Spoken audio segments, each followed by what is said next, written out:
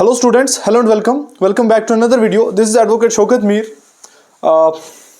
Most awaited और सभी aspirants के दिलों की धड़कन तेज कर देने वाला एग्जामिनेशन आ चुका है ना। कश्मीर डिवीजन में कल एग्जामिनेशन है, तो बहुत सारे बच्चों ने कमेंट्स में बहुत सारी क्वेरीज पूछी थी।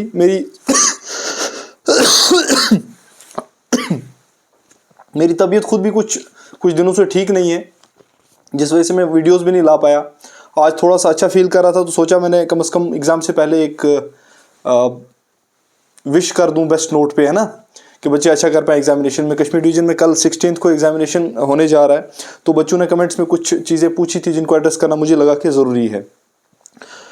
2-3 कंपोनेंट्स हैं जिनमें बच्चे लास्ट में जाकर बड़ा कंफ्यूज हो रहे हैं, जबकि एग्जामिनेशन बिल्कुल नज़दीक है, अब जाकर कंफ्यूज हो रहे हैं। मतलब मुझे समझ नहीं आ रहा है, जब आपने सब पढ़ लिया तो कंफ्यूज होने वाला क्या है।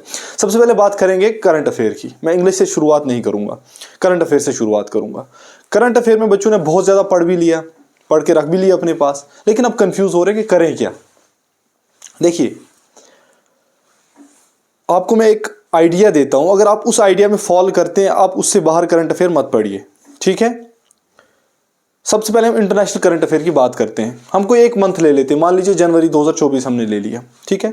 इंटरनेशनल करंट अफेयर जो है, इसमें आपको कम से कम हर महीने के 30 के आसपास फैक्ट्स आपने पढ़े होने चाहिए। 30 से 35 इतने फैक्ट्स अगर आपने हर महीने के पढ़े हैं international current affair, you are safe, आप बिल्कुल सेफ हैं, ठीक है जी। कभी कभी कम भी होते हैं, ऐसा नहीं कि 30-35 ही होने चाहिए। कभी कभी इंटरनेशनल करंट अफेयर इंपॉर्टेंट 20 ही होते हैं, 30 भी नहीं होते हैं, ठीक है, लेकिन 30 के आसपास रहते हैं, ठीक है। तो आपने अगर 30 के आसपास इंटरनेशनल करंट अफेयर्स पढ़े हैं हर महीने के, you are safe. National current affairs, national events जो हैं, आपने अगर 40 या 35 या 45 इस दायरे में अगर किए हैं हर महीने के, यू आर सेफ। इतने होते भी हैं। स्टेट के हर महीने के 10 से 15, मुझे नहीं लगता इससे ज़्यादा मतलब इवेंट्स होते हैं जो इंपॉर्टेंट होते हैं एग्जामिनेशन पॉइंट ऑफ व्यू से। ऐसे तो इवेंट्स हज़ारों लाखों होते हैं, तो ये सारा अगर मैं मिलाकर देखूं, ये कोई 80-90 फैक्ट्स बनते हैं, 70-80 इस एवरेज में बनते हैं। हर महीने के 70 या 80 इवेंट्स आपको पता होने चाहिए, ठीक है। तो आपका करंट अफेयर कहीं ना कहीं सेफ है। 70-80 event is not a big deal. मतलब मैं कहता हूँ 2 घंटे भी नहीं, 1.5 घंटे की मार है। 1-1.5 घंटे में 70-80 फैक्ट्स इंसान आराम से पढ़ के समझ के निकाल सकता है। अगर आप करंट अफेयर इस तरीके से पढ़े हैं तो मुझे लगता है कि आप सेफ एंड पे हैं। तो करंट अफेयर की कहानी यहीं छोड़ दीजिए, और करंट अफेयर को रट्टा मत मारो। लास्ट टाइम पर रट्टा मारोगे, जो आपको कंसेप्चुअल है वो भी चला जाएगा। तो जस्ट नज़रों से निकालो। अगर लगता है कि आपके अंदर वो क्षमता है कि आप नज़रों से निकालोगे और आपका करंट अफेयर जो है वो सेफ रहेगा। अगर आपको नज़रों से निकाल कर भी लगता है कि सेफ नहीं रहेगा, तो उसको नज़रों से भी नहीं निकालना है, ठीक है जी। फिर आपने बस जो पढ़ा है वही उसको रहने दीजिए। फिर उसके बाद इंग्लिश में कुछ टॉपिक्स हैं जो बड़े इंपॉर्टेंट हैं और जो बच्चों को भूल रहे हैं, जो बच्चे कहीं ना कहीं लैक कर रहे हैं उन चीज़ों में, कह रहे हैं कि सर इसे हम कर ही नहीं पा रहे। कल एक स्टूडेंट ने फ़ोन किया श्रीनगर वाली साइड से, तो उन्होंने कहा मेरे 1-2 पोर्शन है उनमें मैं कुछ कर नहीं पा रहा हूँ, जैसे पंचुएशन है, आर्टिकल है, 1-2 पोर्शन जैसे बताए। सॉरी, मेरी तबीयत ठीक नहीं है, तो ये खांसने की आवाज़ आ सकती है बीच बीच में, ठीक है। तो जब मैंने उनको एड्रेस किया तो मैंने कहा पंचुएशन क्या है। अगर आपको 8-10 पंचुएशन मार्क्स जो है इंपॉर्टेंट उनका यूज़ पता है, तो आपकी पंचुएशन वही खत्म हो जाती है। जैसे आपको कोटेशन मार्क का पता होना चाहिए कहाँ लगती है, कोटेशन मार्क का क्या यूज़ है, गूगल खोलिए, उसको लिखिए, वहाँ पर कोटेशन मार्क का यूज़ है, तो आप आराम से कर लेंगे। मुझे लगता है पंचुएशन 1 या आधे घंटे की मार है अगर आप अच्छे से पढ़ेंगे, ठीक है। एपोस्ट्रॉफ के क्या यूज़ होते हैं, ठीक है, कॉमा के क्या यूजेस होते हैं, हाइफन के क्या यूजेस हैं, फुल स्टॉप के क्या हैं, इन्वर्टेड कॉमा के क्या है, सिंगल इन्वर्टेड कॉमा के क्या है, डबल इन्वर्टेड कॉमा कहाँ लगता है, ठीक है। उसके बाद एक्सक्लेमेटरी मार्क कहाँ लगता है, क्वेश्चन मार्क कहाँ लगता है, ठीक है। तो कॉलन्स कहाँ लगते हैं, सेमी कॉलन्स कहाँ लगते हैं, ब्रैकेट कहाँ लगती है, ठीक है। तो अगर आपको ये चीज़ें थोड़ी थोड़ी आप देख लेंगे, जो बेसिक आप डेली लाइफ में देखते हैं, डेली लाइफ की रूटीन में देखते हैं, तो इन्हीं साइंस को आपने थोड़ा सा पढ़ लेना है, कौन सा कहाँ यूज़ होता है, तो आपको तो आराम से पंचुएशन वाला पोर्शन हो जाएगा। बिल्कुल इजी है ही नहीं कुछ करने के लिए। आर्टिकल्स देख लीजिए, आर्टिकल में क्या है, आपने सिर्फ ये देखना है कि दा कहाँ यूज़ होता है। 5 फैक्ट अगर याद भी करने पड़ेंगे, नॉट अ बिग डील, क्योंकि आर्टिकल पे क्वेश्चन आएगा ही आएगा, ठीक है। मतलब 5-6 फैक्ट्स के कहाँ पर आर्टिकल द यूज़ होता है, 5-6 फैक्ट्स के कहाँ पर आर्टिकल एन यूज़ होता है, 5 फैक्ट्स के कहाँ पर आर्टिकल ए यूज हो सकता है। मतलब अगर आपको 8, 10 या 12, 15 फैक्ट्स भी याद करने पड़ जाते हैं आर्टिकल के रिलेटेड कि कहाँ कहाँ हम यूज कर सकते हैं, कैसे कैसे, मुझे लगता है कि ये भी 1 आधे घंटे की गेम है, ये भी बाहर। तो ऐसे पढ़ा जाता है इंग्लिश ग्रामर को, तो कंफ्यूज नहीं होना। जिन्होंने पढ़ लिया दैट्स गुड, जिन्होंने नहीं पढ़ा है वो इन छोटी छोटी चीज़ों को आज भी कवर कर सकता है। और सबसे बड़ी चीज़ मैं आपको कहता हूँ, आज शाम 4 बजे के बाद प्लीज़ मत पढ़िएगा, या 6 बजा दो। 6 बजे के बाद तो बुक्स के हाथ भी नहीं लगाना है, बुक्स रख दो अंदर, गहरी नींद लो, सो के सुबह उठो, फ्रेश हो जाओ और एग्जामिनेशन सेंटर में जाकर रिपोर्ट करो। नींद बराबर करके जाना। कुछ बच्चे होते हैं पूरी रात पढ़ते हैं, उस एग्जामिनेशन बिल्कुल एग्जामिनेशन जिनसे होने वाला होता है उस टाइम तक पढ़ते रहते हैं, नहीं फ़ायदा होता, नहीं होता, नहीं होता। ये कम्पिटिटिव एग्जामिनेशन है, क्योंकि आप स्कूल या सेकेंडरी या फिर कॉलेज का कोई एग्जामिनेशन पास करने के लिए नहीं दे रहे, थ्योरी नहीं लिख रहे आप, आपके पास लिमिटेड सिलेबस नहीं है, आप एक कम्पिटिटिव एग्जामिनेशन में बैठने जा रहे हैं। तो रेस्ट बड़ा ज़रूरी है, पीसफुल माइंड लेकर जाओगे, आपको आपके पढ़े हुए फैक्ट खुद स्ट्राइक होंगे एग्जाम में, आई एम गारंटीइंग दिस। मगर आपने पॉजिटिव इंटेंट और कूल माइंड लेकर जाना है, ठीक है जी। उसके बाद कंप्यूटर का बच्चों ने कहा कि सर कंप्यूटर की कीज़ नहीं याद हो रही हैं। देखिए, जो कंप्यूटर की मेन चीज़ें हैं, जैसे हम होम स्क्रीन खोलते हैं, है ना, जब हम कंप्यूटर को खोलते हैं तो हमारे पास एक स्क्रीन आती है, होम स्क्रीन, है ना। होम स्क्रीन पे कौन कौन से आइकन्स अवेलेबल होते हैं, उनकी कीज़ याद कर लीजिए। MS एक्सेल में जाइए तो जो MS एक्सेल की होम स्क्रीन होती है ना, तो उस पर कौन कौन सी कीज़ हैं वो याद कर लीजिए, इंपॉर्टेंट उसमें से भी। जो जैसे आप मान लीजिए आप एक फ़ोटो प्रिंट कर रहे हैं, ठीक है जी, आप फ़ोटो प्रिंट कर रहे हैं, आपको पता है कि फ़ोटो प्रिंट करने के लिए आपको फ़ोटो इंसर्ट करना है, फाइल से निकालकर, फोल्डर से निकालकर वहाँ पर आपने उसको पेस्ट करना है। तो वो जो आप फोटो निकालेंगे इंसर्ट करने के लिए आप कौन सी की इस्तेमाल करेंगे, कौन सा शॉर्टकट इस्तेमाल करेंगे, ये चीज़ें पूछी जाती हैं जिनका यूज़ होता है। कुछ चीज़ें ऐसी होती हैं जो rarest of the rare use होती हैं या फिर यूज़ ही नहीं होती है कभी कभी कंप्यूटर के अंदर, वो नहीं पूछी जाती हैं। तो इसलिए इंपॉर्टेंट चीज़ें पॉइंट आउट करना सीखिए, उन चीज़ को याद करना सीखिए, ठीक है जी। और यही होता है कम्पिटिटिव एग्जामिनेशन। आप कितना स्मार्ट वर्क कर सकते हैं, आप कितना स्मार्टली जा सकते हैं, that is competitive examination. Otherwise theory अगर लिखनी होगी तो एक लिमिटेड सिलेबस दिया होगा तो कोई भी लिख सकता है, ठीक है। थ्योरी के बेसिस पर कम्पिटिटिव एग्जामिनेशंस नहीं होते, ये एक ओपन कॉल्ड कंपटीशन होता है। तो इसमें स्मार्ट जो वर्क करता है वही आगे निकलता है, ठीक है, वरना सिलेबस कभी किसी से कंप्लीट नहीं होता है।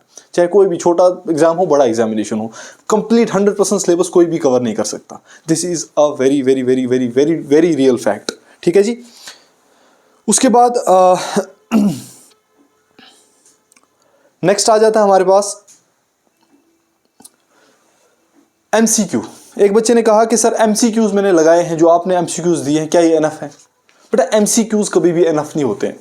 MCQ का मतलब क्या होता है कि वो वाले पोर्शन या फैक्ट्स निकाल कर आपको पूछे जाते हैं किसी भी मॉक टेस्ट में जो सबसे इंपॉर्टेंट होते हैं, जिनकी इंपॉर्टेंस ज़्यादा होती है।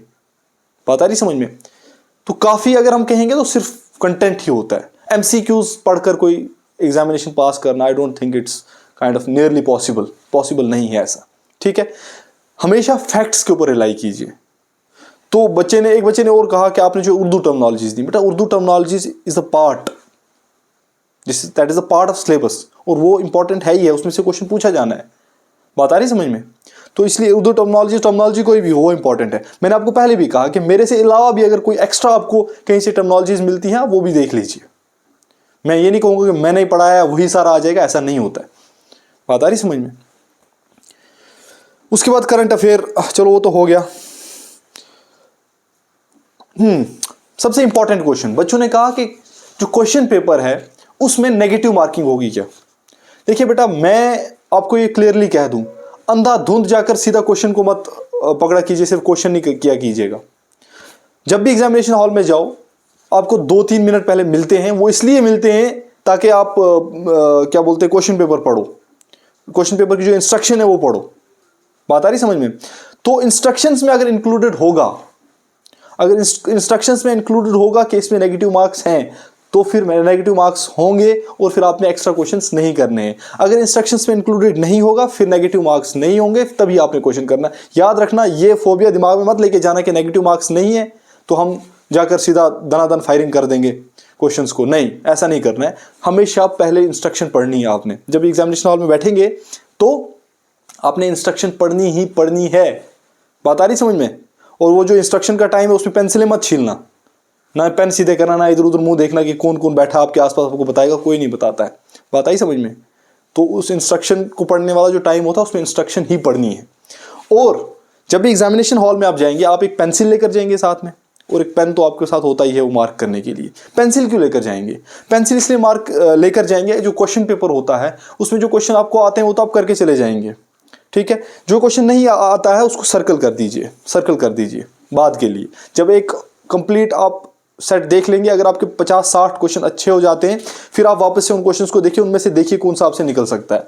जो निकल गया निकल गया। फिर तीसरे रेड़े में आपने अगर नेगेटिव मार्क नहीं है तो सीधा फिर एक सीरीज या ए या बी या सी लगा के आ जाना, बाकी क्वेश्चंस की छोड़ना नहीं है अगर नेगेटिव मार्क्स नहीं है तो, ठीक है। मतलब आपने 3 बार गो थ्रू करना है क्वेश्चन पेपर के। एक में जो आपको आते हैं, दूसरे में सर्कल जो आपने सर्कल किए होंगे वो, और जब सर्कल का जो सर्कल वाले आप पढ़ रहे होंगे ना सेकंड टाइम में, तो उस टाइम में आपने स्टार भी करने, जो जो क्वेश्चन आपको बिल्कुल पता है कि ये मैं कर ही नहीं सकता, ये गया दूसरे राउंड में भी गया, ये नहीं निकल सकता आप, तो उसको स्टार कर देना होता है क्वेश्चन को। वो जो स्टार्ड क्वेश्चन होते हैं उन पर फिर तुक्का ठोकना होता है अगर नेगेटिव मार्क्स नहीं होंगे, ठीक है जी। सबसे इंपॉर्टेंट चीज, इससे भी एक इंपॉर्टेंट चीज, आप बोलेंगे सर इससे क्या इंपॉर्टेंट है? अब मॉक टेस्ट मत लगाना। लास्ट टाइम पर मॉक टेस्ट मार देता है इंसान को, बता रही समझ में? अब मॉक टेस्ट अटेंड नहीं करना। कश्मीर डिवीजन के बच्चों के लिए कह रहा हूं जो कल एग्जामिनेशन देने जा रहे हैं, अब मॉक टेस्ट अटेंड नहीं करना है। बात आ रही समझ में? अब मॉक टेस्ट अटेंड करने के बाद आप उसमें से अगर 5 चीजें निकालोगे, 10 चीजें निकालोगे जो आपको नहीं आती होंगी, उनको पढ़ने जाओगे, आपको स्ट्रेस आएगा, आप पहला भी भूल जाओगे। मुझे लगता है कि मॉक टेस्ट आप एग्जेम्प्ट कर दीजिए। अब देखिए कौन सा पोर्शन आपको लैग कहाँ होता है, उसको कैच कीजिए, वरना छोड़िए। रिवीजन कर सकते हो करो, नहीं तो पढ़ना भी छोड़ दो। अभी आज के दिन मैं कहता हूँ पढ़ना भी छोड़ दो। अगर किसी के वश में है तो वो छोड़ दो पढ़ना। अगर कोई ज़्यादा मतलब जैसे कोई पोर्शन या कुछ चीज़ें रह जाती हैं, वो शाम को 5, 6, 4 बजे कोशिश करो छोड़ दो, नहीं तो 6 बजे तक। 6 बजे के बाद मत पढ़िए, कोई फ़ायदा नहीं होने वाला है, ठीक है जी। उसके बाद पेपर अटेम्प्टेशन की स्ट्रेटजी मैंने आपको बता दी, ठीक है जी, कैसे कैसे करना है।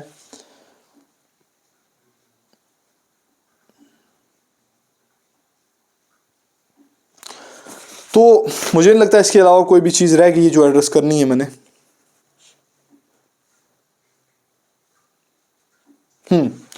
और एक और इम्पॉर्टेंट चीज़ जो एक बच्चे ने मुझे पूछी भी अभी, कि उसने तो बड़ा अजीब से पूछा, मैं वो इंक्लूड भी नहीं यहाँ करूँगा। वो बच्चा फिर मुझे मैसेज करेगा कि सर आपने ये क्यों कह दिया, हालांकि मैं उसका नाम भी नहीं लेने वाला। आइडेंटिटी प्रूफ, बेटा आइडेंटिटी प्रूफ आपके पास आधार कार्ड हो, ठीक है, इलेक्शन कार्ड आईडी हो, ठीक है, पैन कार्ड भी चल जाता है, ठीक है। तो आईडी पास में ज़रूर रखना। ये नहीं कि एग्जामिनेशन हॉल में पहुंचे फिर कहा कि भाई मेरे पास आईडी नहीं है, तो वो नहीं घुसने देंगे, तो फिर आप बढ़ जाओगे पढ़ाई के साथ साथ ही, ठीक है। तो आईडी वगैरह साथ में लेके जाना है, बाकी जो होगा देखा जाएगा। देखूंगा मैं शाम तक, अगर कोई और भी पॉजिटिव मैसेज, अगर मुझसे कहीं कोई चीज़ रह गई हो या फिर किसी तरीके का भी कोई सजेशन आता है, तो मैं कोशिश करूंगा आपको एक वीडियो डिलीवर करने की, ठीक है जी। बाकी आप लगे रहिए। अभी अगर किसी को पढ़ना भी है तो, मगर ज़्यादा नहीं पढ़ना आज प्लीज़। और जो रिवाइज़ आप नहीं कर सकते उसको रिवाइज़ करने की भी कोशिश मत करना, ये भी मैं कह दूँ आपको। मान लीजिए आप ये सोचोगे हम एक दिन में पूरा सिलेबस रिवाइज़ करेंगे, नहीं हो सकता।